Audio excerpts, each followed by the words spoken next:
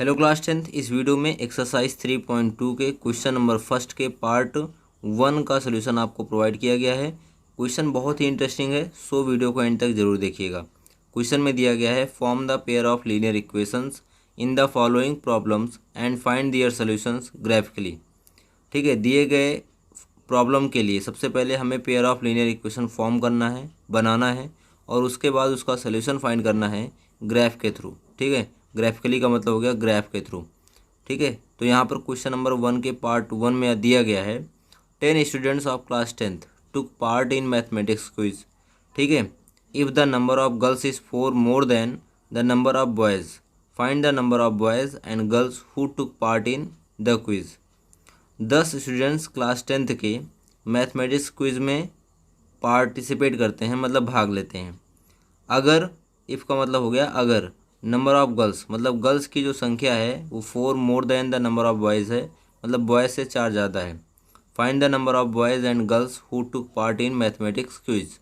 तो आपको ये बताना है कि कितने लड़के और कितनी लड़कियाँ क्विज़ में भाग ले रही हैं। ठीक है, तो देखो यहाँ पर आपको पेयर ऑफ लीनियर इक्वेशन बनाना है और pair of linear equations 2 variable का होना है। ठीक है, तो यहाँ पर जो भी चीज़ें आपको निकालनी है उसको 2 अलग अलग वेरिएबल में मानना पड़ेगा, तभी आप 2 वेरिएबल का इक्वेशन बना पाओगे। अदरवाइज़ आप इसको एक वेरिएबल से भी बना सकते हो।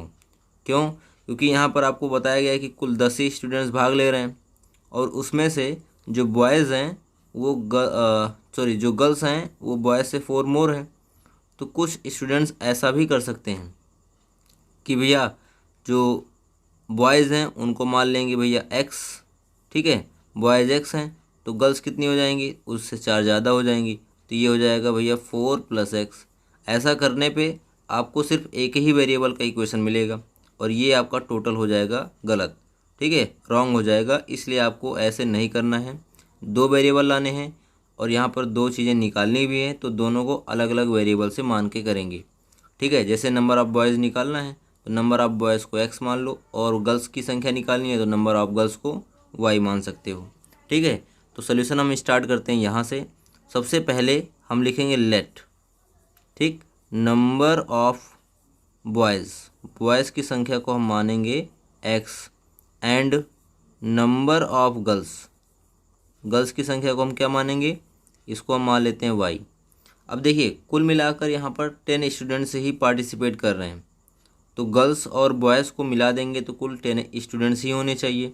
ठीक है, समझ में आ रहा है? इसका मतलब x + y 10 के इक्वल आना चाहिए। तो पहली कंडीशन के अकॉर्डिंग तो लिखेंगे अकॉर्डिंग टू फर्स्ट कंडीशन के अकॉर्डिंग। ठीक है, जो टोटल स्टूडेंट्स हैं जो पार्टिसिपेट कर रहे हैं वो 10 हैं, सो x + y जो मिलेगा वो हमको मिलेगा 10, और इसको लिख दीजिए क्वेश्चन नंबर 1। ठीक, अब यहाँ पर हम देखेंगे कि सेकंड कंडीशन में दिया गया है जो गर्ल्स हैं वो बॉयज़ से 4 मोर हैं और गर्ल्स को हमने माना है y।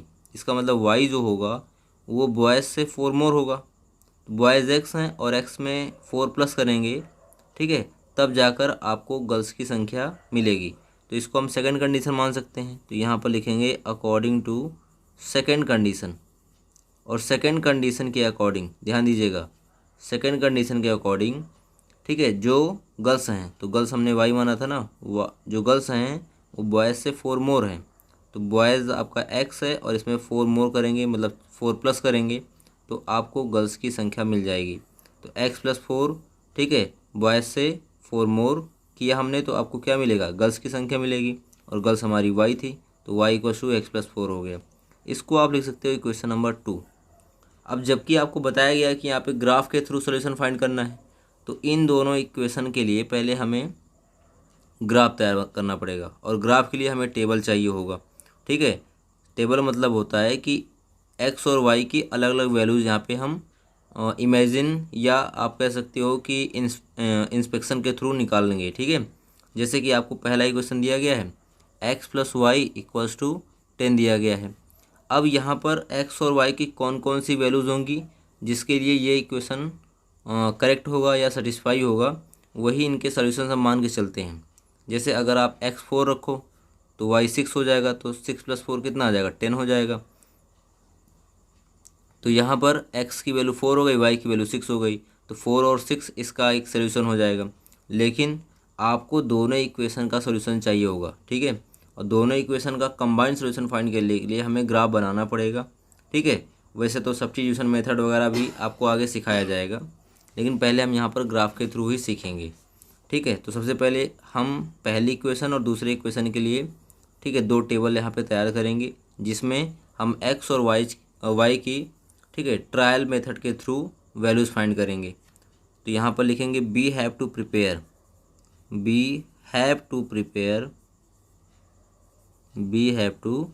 Prepare table for equation 1 and 2।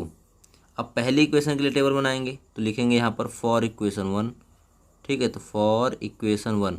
अब देखिए, जब टेबल हम बनाते हैं तो किसी एक वेरिएबल की वैल्यू हम अदर वेरिएबल के फॉर्म में निकाल लेते हैं। जैसे पहला इक्वेशन है, जनरली मैं आपको सिखा रहा हूँ, ठीक है। तो जैसे पहला इक्वेशन है x + y = 10, तो हमें यहाँ पर x की वैल्यू y के फॉर्म में रखनी है या y की वैल्यू x के फॉर्म में रखनी है, तो किसी एक वेरिएबल को ट्रांसपोज करना पड़ेगा। जैसे अगर हम y निकालना चाहें x के फॉर्म में, तो यहाँ पर हम y को क्या लिखेंगे 10, और ये प्लस x उधर जाएगा तो क्या हो जाएगा -x। अब यहाँ पर x आपका जो है वो इंडिपेंडेंट वेरिएबल है और y जो है वो डिपेंडेंट वेरिएबल हो गया x के ऊपर, ठीक है। मतलब x की वैल्यू आप अपने अकॉर्डिंग कुछ भी रख सकते हो, 1 2 3 4 5 6, और जितनी वैल्यू यहाँ पे रखोगे y की वही वैल्यू आपको फाइंड होगी। सो यहाँ पर x आपका इंडिपेंडेंट वेरिएबल है और y आपका डिपेंडेंट वेरिएबल है। तो पहले हम इन इक्वेशंस को इस फॉर्म में कन्वर्ट करेंगे और टेबल में हम यहाँ पर x की वैल्यू रखेंगे और y की वैल्यू हमें मिलेगी। तो इसी से हमें एक टेबल बनानी पड़ेगी, ठीक है। तो पहली इक्वेशन के लिए हम टेबल यहाँ पे तैयार करने चल रहे हैं, ध्यान से देखिएगा। तो यहाँ पर मैंने आपको बताया, यहाँ पे पहले वाले ब्लॉक में हम x रखेंगे और दूसरे ब्लॉक में y रखेंगे। तो y की वैल्यू हमें कैसे मिलेगी 10, और ये आपका प्लस x है, उधर जाएगा तो हो जाएगा -x। तो y की वैल्यू हमें मिल जाएगी 10 - x से। अगर हम मान लीजिए x की वैल्यू 1 रख रहे हैं तो y कितना मिलेगा, 10 में से 1 माइनस करेंगे तो 9 मिलेगा, ठीक है। तो हम थोड़ा सा बड़ी वैल्यूज रखेंगे जिससे यहाँ पर y की वैल्यू भी एवरेज रहे x की तरह ही, ठीक है। तो यहाँ पर हम x की वैल्यू 3 ले रहे हैं। अब y कितना मिलेगा, तो y हमें निकालना है तो 10 से x माइनस करना पड़ेगा, और x हमने 3 लिया तो 10 में से 3 माइनस करेंगे तो कितना आएगा 7 आएगा। और उसके बाद आपको x की वैल्यू रखनी है फिर से। तो ये आप x की जो वैल्यू है वो इंडिपेंडेंट है, तो इसको आप कुछ भी रख सकते हो। तो यहाँ पर हम 5 रख दे रहे हैं, और इससे y कितना मिलेगा, तो 10 में से x माइनस करना है तो x की वैल्यू 5 है, तो 10 से 5 माइनस करेंगे तो 5 ही आएगा, तो y भी आपका 5 मिलेगा। तो सिर्फ हमें दो ही इक्वेशन बनानी है। ये पहले इक्वेशन के लिए हो गया, सॉरी दो ही सोल्यूशन हमें फाइंड करने हैं, और ऐसे ही हम दूसरे इक्वेशन के निकालेंगे, ठीक है ना। तो लिखेंगे फॉर इक्वेशन सेकंड। अब दूसरे इक्वेशन के लिए भी हमें एक टेबल प्रिपेयर करनी पड़ेगी, और टेबल हमें एक्स वाई में ही चाहिए। जैसा कि आप देख सकते हो इक्वेशन नंबर 2 में कि y की वैल्यू ऑलरेडी x के फॉर्म में दे रखी है, तो यहाँ पर आपको ट्रांसपोज करने की ज़रूरत ही नहीं पड़ेगी, ठीक। तो फर्स्ट वाले ब्लॉक में आप x रख दीजिए, सेकंड ब्लॉक में y रखेंगे, तो y मिलेगा x + 4। अगर हम x 1 रखते हैं तो y कितना मिलेगा, यहाँ पे x 1 रखेंगे तो y मिल जाएगा 4 1 5, ठीक है। और वैसे ही अगर हम x 2 रखते हैं तो y हमें मिल जाएगा 4 2 6, ठीक है। तो सिर्फ दो ही सोल्यूशन फाइंड करने हैं। तो ये आपका इक्वेशन नंबर 1 का हो गया, और ये हो गया इक्वेशन नंबर 2 का।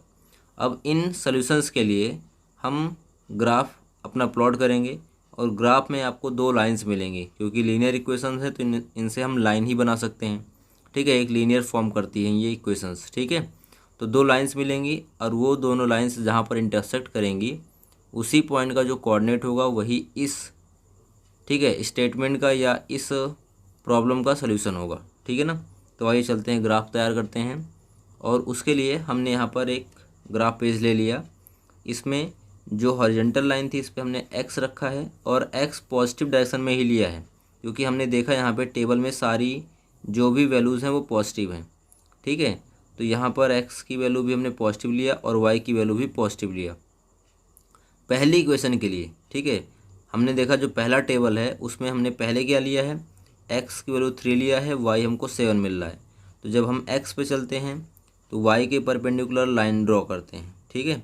तो एक्स पे हमने 3 यूनिट लिया है, तो एक्स पे 1 2 3, ये एक्स 3 यूनिट हो गया और वाई पे 7 आ रहा है, तो 3 ये हो गया। तो मान लीजिए कि वाई पर 7 आ रहा है, तो इसी के सीधे में एक परपेंडिकुलर लाइन इस पर हम ड्रॉ करेंगे जो कि वाई एक्सिस के पैरेलल होगी। और वाई पे कितना आ रहा है, 7 आ रहा है, तो 1 2 3 4 5 6 7, ठीक। तो ये 7 हो गया। तो इस पर हम ड्रॉ करेंगे एक लाइन जो कि एक्स के पहले होगा। वाई पे चलेंगे तो एक्स के पहले लाइन, और एक्स पे चलेंगे तो वाई के पहले लाइन। और एक्स पे कितना लिया गया है, 3 लिया गया है। तो एक्स पे जब चल रहे हैं तो हम वाई के पहले लाइन ड्रॉ करेंगे, और वाई के पहले लाइन यहीं से ड्रॉ होगी, तो ये दोनों पॉइंट यहाँ पर इंटरसेक्ट करेंगे, ठीक है। ऐसे ये दोनों पॉइंट यहीं पर इंटरसेक्ट करेंगे, तो यही इस पॉइंट का कोऑर्डिनेट हो जाएगा, किसका, 3,7 का। अब हम देखेंगे इसका जो सेकंड सोल्यूशन है वो क्या है, 5,5, मतलब एक्स पे भी 5 चला गया है और वाई पर भी 5 आपको आंसर मिल रहा है। तो एक्स पे 5 चलोगे तो 1 2 3 4 5 यहाँ पे पहुँचोगे, और वाई पे 5 चलोगे तो 1 2 3 4 5, और वाई पे चलेंगे तो एक्स के पहले लाइन ड्रॉ करेंगे, और एक्स पे चलेंगे तो वाई के पहले। तो ये दोनों पॉइंट यहाँ पर आपस में इंटरसेक्ट करेंगे इस पॉइंट पे, ठीक है। अब यही आपका सॉल्यूशन हो गया। तो पहला वाला किसका हो गया, पहला वाला हो गया भैया 3,7 का, और दूसरा वाला हो गया 5,5 का, ठीक है। अब ये दोनों जो पॉइंट हैं, अब इन्हीं को हम ज्वाइन कर देंगे तो आपको एक लाइन मिल जाएगी, ठीक है।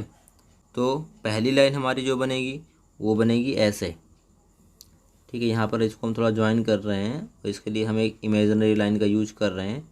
तो थोड़ा सा हो सकता है इधर उधर पॉइंट हो जाए, ठीक है, क्योंकि एक्यूरेट ग्राफ ना बन पाए, उसका भी एक रीज़न हो सकता है कि हमारे पास बिल्कुल स्केल और वो नहीं है, ठीक है। लेकिन कोशिश करेंगे कि आपका बिल्कुल सेटिस्फैक्शन फिगर बने। तो ये हो गया हमारा पहला लाइन, ठीक है। अब दूसरे टेबल के लिए हम दूसरा ग्राफ तैयार करेंगे। इसमें आपको पहले दिया गया है एक्स की वैल्यू 1, वाई की वैल्यू 5। तो अब हम एक्स की वैल्यू इस पर 1 लेंगे, तो 1 का मतलब ये हो गया, और वाई 5 हो गया। तो 1 2 3 4 5, और यहाँ पर ये दोनों आपस में इंटरसेक्ट करेंगे। तो पहला पॉइंट हो गया हमारा 1 2 3 4 5, मतलब ये पॉइंट हो जाएगा, है ना। ये 1,5 का है, अपना समझ लीजिएगा। और दूसरा हमने क्या ड्रॉ किया है, दूसरा हमारा टेबल में जो सोल्यूशन मिला है वो मिला है 2,6 का। एक्स 2 है और वाई 6 है। तो 2 मतलब 1 यूनिट और 2 यूनिट यहाँ पर आएगा, और 6 मतलब यहाँ पे जाएगा, ठीक है। तो यहीं पर हम दोनों यूनिट को आपस में इंटरसेक्ट करा देंगे, ये दूसरा पॉइंट हो जाएगा, ठीक है। और इसके लिए हम फिर से एक लाइन ड्रॉ करेंगे, दोनों पॉइंट को ज्वाइन कर देंगे। अब ये दोनों पॉइंट कहाँ पे आपस में इंटरसेक्ट कर रहे हैं, दोनों लाइंस आपस में कहाँ पे इंटरसेक्ट करेंगी, वही इसका सोल्यूशन हो जाएगा, ठीक है ना। तो आप देख सकते हो कि ये दोनों लाइंस 3,7 पर इसी पॉइंट पे इंटरसेक्ट कर रही हैं। तो आप कह सकते हो कि इस पॉइंट का जो सोल्यूशन होगा, या इस इक्वेशन का जो सोल्यूशन होगा, वो आपका क्या होगा, 3,7 होगा। एक सोल्यूशन तो आपका ये फिक्स हो गया, ठीक है। तो आपका जो आंसर होगा उसमें जो सोल्यूशन आपको मिलेगा, अब इसमें जो फर्स्ट कोऑर्डिनेट होता है वो एक्स बताता है, सेकंड कोऑर्डिनेट वाई कोऑर्डिनेट बताता है। तो एक्स की वैल्यू जो आ गई 3 आ गई, और वाई की वैल्यू आपको मिल गई 7। यही इसका सोल्यूशन हो गया। आई होप सभी को समझ में आ गया होगा, और आ गया तो एक लाइक कर दीजिएगा। चैनल सब्सक्राइब नहीं किया तो सब्सक्राइब करके बेल आइकन जरूर प्रेस कर दीजिएगा, जिससे नए नए वीडियोज़ के नोटिफिकेशन आप तक पहुँचते रहें। मिलते हैं नेक्स्ट वीडियो में, तब तक के लिए बाय बाय, टेक केयर।